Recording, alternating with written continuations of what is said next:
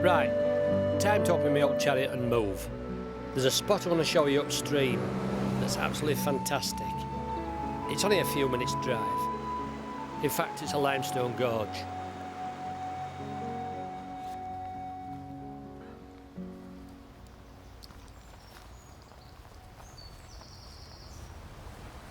What I wanted to show is the Klinkhamer's ability to bring fish up in a no-hatch situation, or a no-rise situation.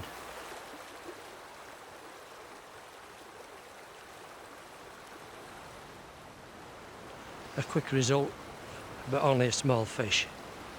There are some good fish in this limestone gorge, and I'm hoping really to contact the better ones. This is a wee tiddler, but nevertheless a quick start, fourth cast or something like that. Slippery little fella. Okay, away you go. So that brought a fish up almost immediately. Let's see what happens next time. You can clearly see the white wing post. That's one fantastic thing about a klink, is that you'd have to have pretty poor eyesight not to see it. Now it's really just bog standard dry fly fishing. You've got to tend to your line control.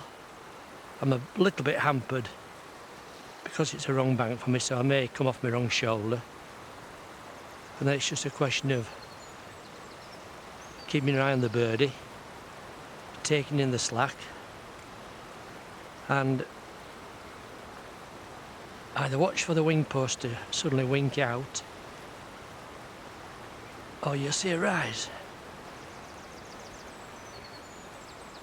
Now it's not good when you've got a bit of slack between your fly and you, because it's going to throw a big pulley wheel in the line and cause the fly to run fast or drag. Drag's still an important aspect to watch out for even when you're fishing klinks, and this is a little bit awkward in as much as the water on this side is running quite steady, and if I lift at all I'm going to move the Klinkhamer, which I don't want to do. Some good sized fish up here. Just punch it over a bit further. One of the problems with this particular spot is that you can't really get in and wade about among it. It's more or less a bank only job because of the bottom terrain. It can be a little bit dangerous, and you've got to watch where you put your feet. See what I mean? That's just off one stone, is that?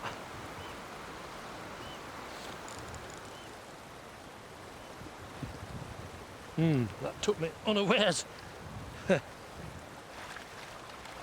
Another sprat. Never mind.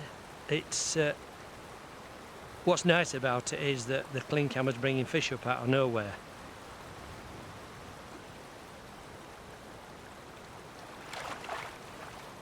Be quiet, be quiet, be quiet.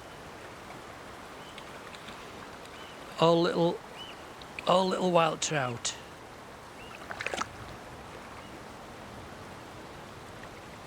Come through.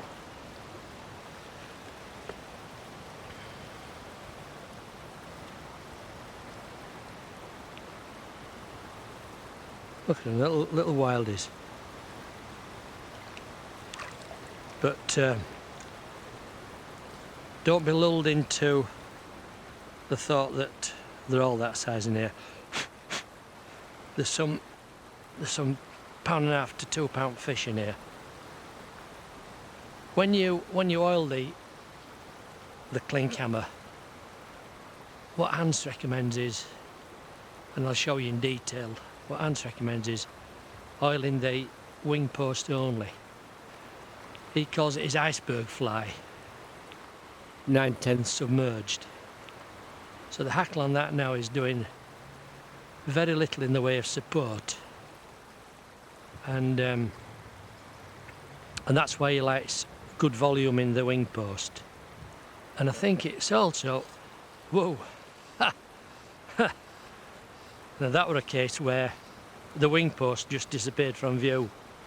I saw no rise. I just saw the wing post wink under. Oh, they're small, these fish, this morning. I don't know what's the matter with them. They're normally good sized fish in here. I think that there must have been a good half a mouthful of moss. There must have been a good breeding season. The size of that, only about 5 inches. See how readily they'll gobber quite a big fly. So it doesn't have to be a small fly, don't a Klinkhamer. Even, oh, that were a better fish. Just tightened into him too soon. Just saw him roll as I tightened. Now as I go nearer that gorge, there's likely to be 1 or 2 decent sized fish. That's not sitting right now, so it definitely needs a pit stop, a full pit stop this time. So if you can't revive the old Klink with a cheek full of air, bring it in, give it a blow, and then get your Amadou pad. Get an Amadou pad and just sandwich it between your pad and give that wing a right good blotting. Just draw it through and do it in another place. And just pull through like that. And then what I do, before I go in with me oil, a little secret of mine to make the abdomen really sink down and not hang about on the surface. Just right on the bend of the hook and just on the arse end of the fly, just give it a little bit of my Fuller's Earth mix, and that definitely will make sure that bites through meniscus. Remember, Fuller's Earth first, then any surplus I just wash off on my fingers, dry your fingers on your jacket or a towel or whatever. Now what Hans recommends when you're oiling it, and he recommends dilly wax, because this has been formulated for use with polyyarns. He recommends you completely smother the body of the fly with your finger and thumb. I just take off just about that much. You don't want a tremendous amount. And in hot weather that would completely melt with the heat of your fingers. It's thick as a tropic. So I just spread it like that between finger and thumb and just completely anoint the wing post.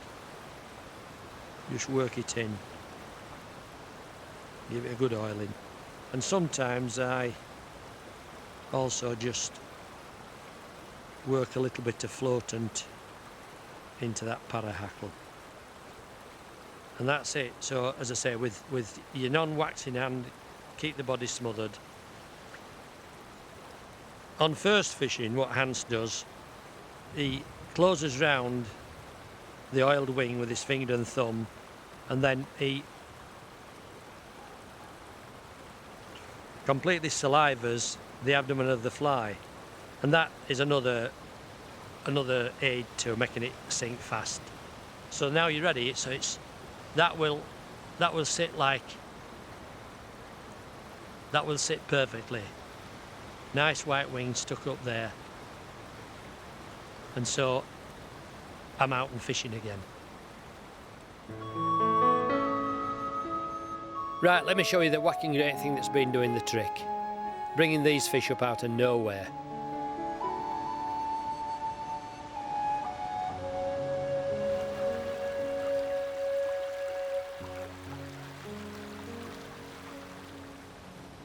So that's the fly, my version of Hans's famous pattern. Black body, blue Lorex rib, grizzle hackle, nice white wing post. You saw it out there, shining like a beacon. Why did he use the black one, you may ask? Well, I love it when there's terrestrials about. And this gorge behind me, as you can see, it's well wooded, well treed, stuff overhanging the water. This stream down here is bound to have terrestrials pouring through it, through this narrow funnel. And obviously the fish are used to seeing them because they were onto it straight away. It just looks like something dead, large and dead in the surface film. It just shows, though, the pulling power of this fly. There's absolutely no fish rising at all, and literally, what was it, third or fourth cast, woof, fish came up and nailed it.